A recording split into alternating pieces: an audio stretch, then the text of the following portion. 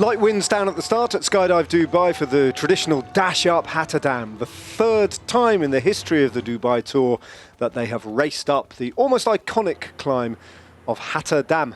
Elia Viviani would have his work cut out to defend his slender advantage over Mark Cavendish, just 4 seconds as they went past the beach and out into the desert once more.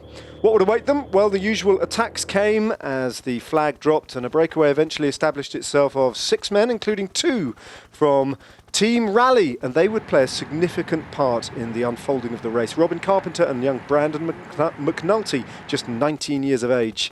Joined by Simone Bevilacqua, and he was the only rider who'd already been in a breakaway on the Dubai Tour of 2018. Meanwhile, Dylan Groenewegen in the red jersey of the points competition sat back in the peloton, uninvolved, as Chris Williams from Team Novo Nordisk took maximum points at the first intermediate sprint, denying Bevilacqua the opportunity to close the gap in those standings. He got maximum points at the final intermediate sprint, which put him on 12 points overall and level with Nathan van Hooijdonk going into the final stage.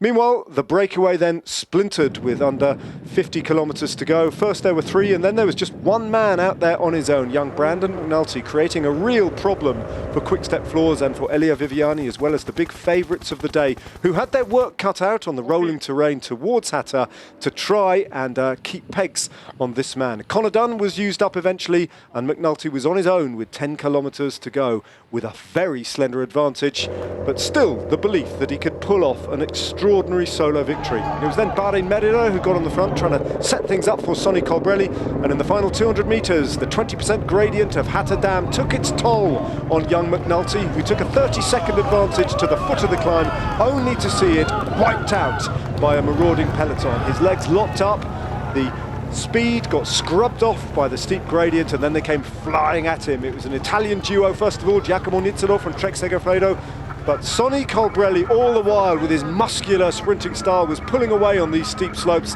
He passed McNulty in the closing metres of the climb to thrust his way to victory, joined by Timo Rosen from Team Lotto NL Jumbo, the lead-out man for Dylan Groenewegen, and a great effort from Magnus Cort Nielsen to steal second place. Colbrelli the winner, though, in style.